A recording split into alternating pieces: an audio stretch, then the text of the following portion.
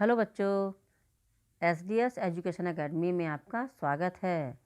आज हम class 12th की पाठ्यपुस्तक मकरंद के पाठ शौर्य गाथा को पढ़ेंगे, जिसके रचयिता हैं कवि भूषण जी। प्रस्तुत रचना में शिवा शौर्य के दोनों छंदों को कवि द्वारा रचित शिवा बावनी से लिया गया है। कविता के पहले दो पदों में छत्रपति शिवाजी महाराज के शौर्य की प्रशंसा की गई है। शिवाजी के पराक्रम की प्रशंसा में रचे गए छंदों में कवि ने विभिन्न उपमाओं के साथ साथ शिवाजी महाराज के ओजस्वी स्वरूप और उनकी वीरतापूर्ण कार्यों का वर्णन किया है। अगले दो छंदों में कवि ने महाराज छत्रसाल के शौर्य का वर्णन किया है। वे छत्रसाल की वीरता की चर्चा करते हुए उनकी तलवार की शक्ति की कई उपमाओं के द्वारा प्रशंसा की गई है। उनकी बर्छी की शक्ति का भी बखान किया गया है। अब हम कवि परिचय पढ़ेंगे। कवि भूषण को हिंदी साहित्य का प्रथम राष्ट्रकवि माना जाता है। इनका जन्म सन 1613 ईस्वी में तिकवापुर गांव कानपुर उत्तर प्रदेश में हुआ। आपको भूषण की उपाधि चित्रकूट के राजा रुद्र सोलंकी से प्राप्त हुई थी। आचार्य विश्वनाथ प्रसाद मिश्र के अनुसार इनका मूल नाम घनश्याम था। हिंदी के रससिद्ध कवि चिंतामणि और मतीराम इनके भाई कहे जाते हैं। भूषण मध्य युग के वीर रस के श्रेष्ठ कवि हैं। इनकी कविताओं में ओज के साथ साथ राष्ट्रीयता का स्वर भी है। कवि भूषण महाराज शिवाजी वीर केसरी छत्रसाल के आश्रय में रहे। भूषण ने छत्रपति शिवाजी और छत्रसाल की युद्धवीरता, दानशीलता, दयालुता और धर्मपरायणता का कविताओं में व्यापक वर्णन मिलता है। भूषण विरचित 3 ग्रंथ उपलब्ध हैं: शिवा भूषण, शिवा बावनी और छत्रसाल दशक। भूषण की कविता में ब्रजभाषा के साथ साथ अरबी और फारसी के शब्दों का प्रयोग मिलता है। भूषण की कविता में वीर रस के साथ साथ रौद्र, वीभत्स और भयानक रस का भी समावेश है। इनकी मृत्यु सन 1715 के आसपास हुई थी। अब हम कविता पढ़ेंगे। साजी चतुरंग सैन अंग में उमंगधारी सरजा शिवाजी जंग जीतन चलत हैं। भूषण भनत नाद विहद नगारन के नदी नद मद गैबरन के रलत हैं। ऐल फैल खेल भैल खलक में गैल गैल गजन की ठैल पैल सैल उलसत हैं। तारा सौ तरने धूरी धारा में लगत जेमी थारा पर पारा पारा वारा यो हालत है। अब हम शब्दार्थ पढ़ेंगे। साज, साजी माने सजाकर। चतुरंग सेन, चतुरंगिनी सेना, जैसे हाथी, घोड़ा, रथ और पैदल। सरजा, शिवाजी की उपाधि। जंग, युद्ध। जीतन, जीतने या विजय प्राप्त करने। नाद, आवाज़ या ध्वनि। विहद, बेहद सीमाहीन।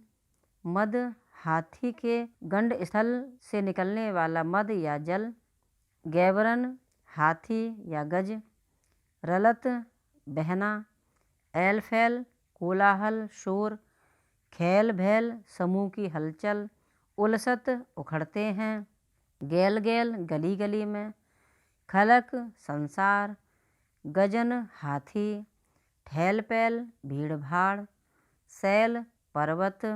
तरन, सूर्य। धूर, धूल। जिमी, जैसे। थारा, थाली।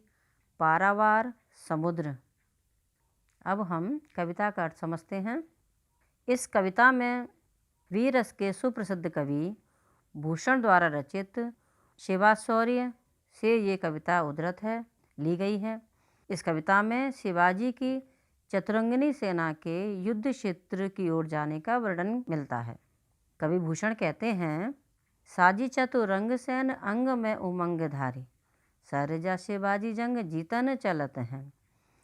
कवि भूषण कहते हैं कि जब सरताज शिवाजी अपनी चतुरंगिनी सेना, हाथी, घोड़े, रथ और पैदल इनको सजाकर और वीर रस से पूर्ण होकर के युद्ध विजय के लिए जाते हैं, उस समय क्या होता है? भूषण भनत नाद विहद नगारन के नदी नद मद गैबरन के रलत हैं। उस समय नगाड़ों के भीषण सुर होने लगता है। असंख्य नगाड़े बजने लगते हैं। उनका शोर कोलाहल सीमाहीन होने लगता है। नदी नद मद गैबरन के रलत हैं। जो सेना के हाथी हैं उनकी कनपटियों से बहुत अधिक मद जल बहने लगता है, जो नदी नाले जैसा रूप धारण करता सा प्रतीत होता है। अर्थात हाथियों की सेना अत्यंत मस्ती और उत्साह से भरकर युद्ध के लिए आगे बढ़ रही है। फिर ऐल फैल खेल भैल खलक में गैल गैल, गजन की ठैल फैल सैल उलसत हैं। जब उनकी हाथियों की सेना अत्यधिक मस्ती और उत्साह से भरकर युद्ध के लिए आगे बढ़ रही है, तो शिवाजी की विशाल अजय सेना के युद्ध क्षेत्र की ओर प्रस्थान करने पर संसार की गली गली में खलबली सी मच जाती है। अर्थात शिवाजी की सेना संसार में खलबली मचाती हुई आगे बढ़ रही है। अत्यधिक भीड़ भाड़ के कारण हाथी परस्पर टकराते हुए एक दूसरे को धकेलते हुए आगे बढ़ते हैं, तो ऐसा लगता है मानो पर्वत अपनी जड़ों से उखड़कर धराशायी हो रहे हों। तारा सो तरनी दूरी धारा में लगत जिमी, थारा पर पारा पारा वारा यूँ हालत है। शिवाजी की उस विशाल सेना से चलते हुए आकाश में सूर्य तारे के समान दिखाई देता है। अर्थात इतनी धूल उड़ती है कि धूल के द्वारा जो आकाश है पूरा ढक जाता है, उससे सूर्य तारे जैसा दिखाई देता है। सेना के पैरों के प्रहार से समुद्र इस प्रकार हिलता है जैसे थाली में पड़ा पारा हिलता है। इस काव्यांश में कुछ विशेष बातें हैं, जैसे कि प्रत्येक पंक्ति में यहाँ अनुप्रास अलंकार है, तारा सो तरनी में उपमा अलंकार है, गैल गैल में पुनरुक्ति प्रकाश अलंकार है। सेना के प्रस्थान का अत्यंत बढ़ा चढ़ाकर वर्णन करने के कारण यहाँ पर अतिशयोक्ति अलंकार है। भाषा वीर रस के अनुकूल ओजस्वी प्रभामयी है। ब्रज भाषा का प्रयोग किया गया है। वीर रस और कवित्व छंद है। अब हम दूसरा काव्यांश पढ़ेंगे। छूटत कमान बान बंदू करु कोकबान, मुश्किल होत मुर चानहु की ओट में, ताही समय शिव राज हुकुम के हल्ला कियो, दावा बांध द्वेषन पे वीरन ले जोट में, भूषण भनत तेरी हिम्मती का हालों कहाँ, कीमती यहाँ लगी है जाकी भट झोट में, ताव दे दे मूछन कंगूरन पे पाँव दे दे, घाव दे दे अरि मुख कूद परे कोट में। अब हम शब्दार्थ पढ़ेंगे। कमान यानी तोप, कोकबान एक विशेष प्रकार का तीर जिसके चलने से एक विशेष ध्वनि निकलती है, मुरचान मोर्चाबंदी, युद्ध में सेना के रक्षार्थ खोदी हुई खाई, ओट आड़, हुक्म आज्ञा, दावा अधिकार, द्वेषन शत्रुपक्ष, हिम्मत साहस पराक्रम, कीमती बहादुर महत्व, भट योद्धा, झोट समूह झुंड, अरि शत्रु कोट किले। इस काव्यांश में शिवाजी की विशाल बलशाली सेना के सैनिकों की वीरता और साहस का वर्णन किया गया है। छूटत कमान बान बंदूकरु कोकबान, मुश्किल होत मुरचानों की ओट में। वीररस के सुप्रसिद्ध कवि भूषण कवि कहते हैं कि युद्ध के मैदान में तोप, गोली और एक विशेष प्रकार के ध्वनि करने वाले बाणों की वर्षा हो रही है। मचानों की ओट में भी प्राण रक्षा करना कठिन हो रहा है। ताही समय शिवराज हुकुम के हल्ला कियो, दावा बांधी द्वेषन पे वीरन के जोट में। उस समय मराठी वीरों ने शिवाजी की आज्ञा से हिम्मत बांधकर ऐसा प्रबल प्रत्याक्रमण किया कि शत्रु वीरों के समूह में भी शोर पड़ गया, हलचल मच गई।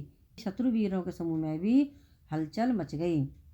भूषण भनत तेरी हिम्मती कहाँ लो कहाँ, कीमती यहाँ लगी है जाके भट झोट में। हे शिवाजी, तुम्हारी हिम्मत और साहस का मैं कहाँ तक बखान करूं। आपकी वीरों के समूह में भी बहुत बड़ी प्रतिष्ठा है। ताव दे दे मूछने कंगूरन पे पाँव दे दे, घाव दे दे अरे मुख कूद परे कोट में। आपके वीर सिपाही मूछों पर ताव देते हुए कंगूरों के पाँव जा टिकते हैं, अर्थात आपके जो वीर सिपाही हैं वे अपनी मूछों पर ताव देते हुए दूसरे जो महल हैं उनके कंगूरों में पाँव जाकर टिकाते हैं, शत्रु के मुखों पर घाव बना करके, अर्थात उनको घायल करके उनके किले में ही कूद पड़ते हैं। इस काव्यांश में कुछ विशेष बातें हैं, जैसे इसमें विभावना और अनुप्रास अलंकार है। ताव पाँव घाव में अंत्यानुप्रास अलंकार है। इसमें शिवाजी के साथ साथ उनके साथियों के साहस का वर्णन किया गया है। काव्यांश में वीरस के साथ साथ ब्रजभाषा का प्रयोग भी किया गया है। अब हम तीसरा काव्यांश पढ़ेंगे, जो कवि भूषण द्वारा रचित छत्रसाल प्रशस्ति से लिया गया है। निकसत म्यानते मयूख प्रलय भानु कैसी, फारतम तोम से गयंदन के जाल को, लागति लपटी कंठ बैरन के नागिन सी, रुद्र ही रिझावे दे दे मुंडन के मालकों, लाल छिते पाल छत्रसाल महा बाहुबली, कहाँ लो बखान करो तेरी कर बालकों, प्रतिभट कटक कटील केत काटी काट, कालिका सी किल की कले उदेति काल को। अब हम शब्दार्थ पढ़ेंगे।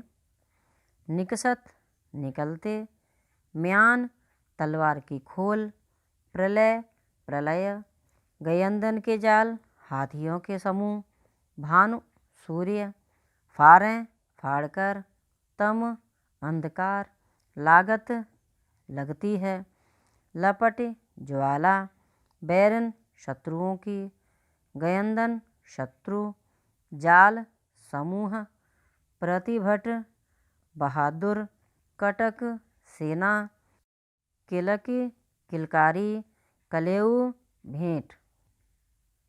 अब हम काव्यांश का अर्थ पढ़ेंगे। निकसत म्यानते मयूख प्रलय भानु कैसी, फारतम तोम से गयंदन के जाल को। प्रस्तुत काव्य वीरस के प्रसिद्ध कवि भूषण द्वारा रचित छत्रसाल प्रशस्ति से लिया गया है। इसमें महाराज छत्रसाल की तलवार की शक्ति का वर्णन किया गया है। छत्रसाल की तलवार की शक्ति को व्यक्त किया गया। यहाँ पर कवि कहते हैं कि महाराज छत्रसाल जब युद्ध करने जाते थे तो उनकी म्यान से निकलती हुई तलवारों की चमक प्रलयकालीन सूर्य सी महाज्वाला के समान लगती है।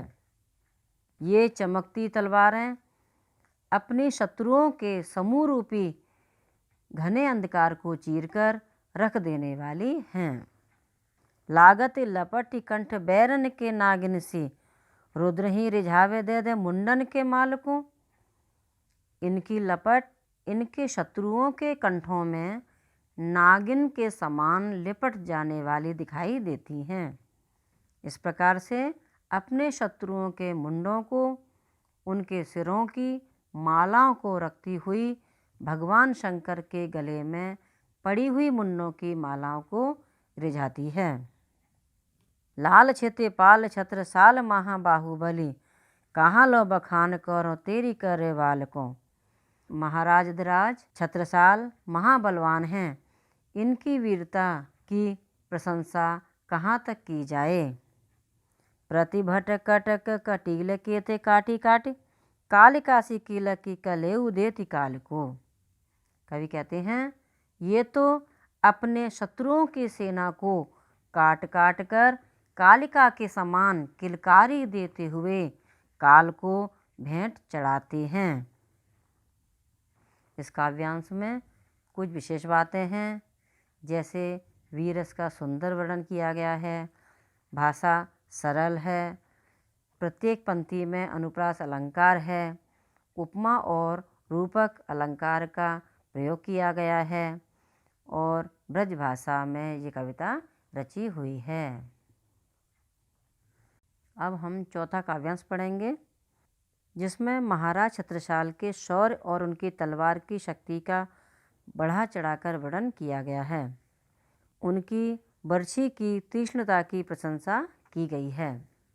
भुज भुज गेस की वे संगिनी भुजंगिनी सी, खेदी खेदी खाती दी है दारुण दलन के। भखतर पाखरन बीच धस जाती मीन, पैरी पार जात पर वाह यो जलन के। रैया राव चंपती के छत्रसाल महाराज, भूषण सके करी बखान को बलन के। पक्षी पर छीने ऐसे परे पर छीने वीर, तेरी बर छीने हैं खलन के। अब हम शब्दार्थ पढ़ेंगे। भुज भुजगेश भुजारूपी नाग या शेषनाग। संगिनी साथिन। खेदी खेदी खदेड़ खदेड़ कर पीछा करती हुई।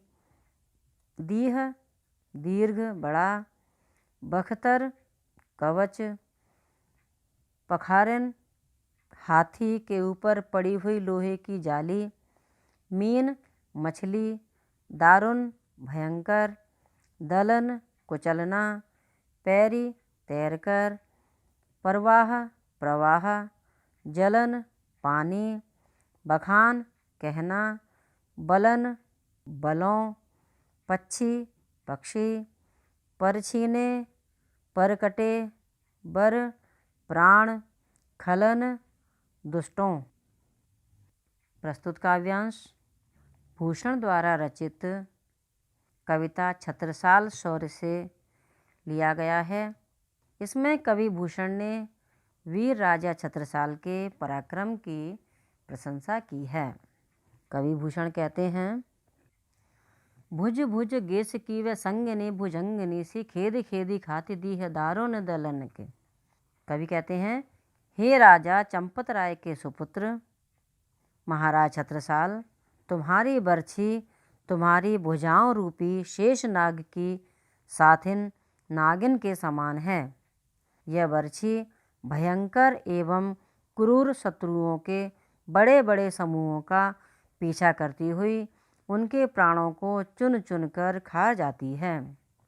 बख्तर पाखरन बीच धस जाती मीन, पैरी पार जात पर वाह ज्यों जलन के। तुम्हारी बर्छी तो शत्रुओं के शरीर के कवचों और हाथी के ऊपर पड़ी लोहे की जाली में इस प्रकार सीधी घुस जाती है, जिस प्रकार कोई मछली पानी के प्रबल प्रवाह को चीरती हुई पार हो जाती है। रैया राव चंपती के छत्रसाल महाराज, भूषण सके करी बखान को बलन के। भूषण कहते हैं, हे महाराज छत्रसाल, तुम्हारी शक्ति का मैं तो क्या कोई भी वर्णन नहीं कर सकता। पक्षी पर छीने ऐसे परे पर छीने वीर, तेरी बर छीने हैं खलन के।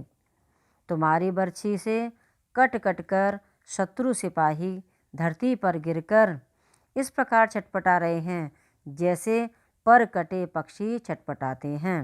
हे वीर, तुम्हारी बर्छी ने आज शत्रुओं के प्राणों को छीन लिया है।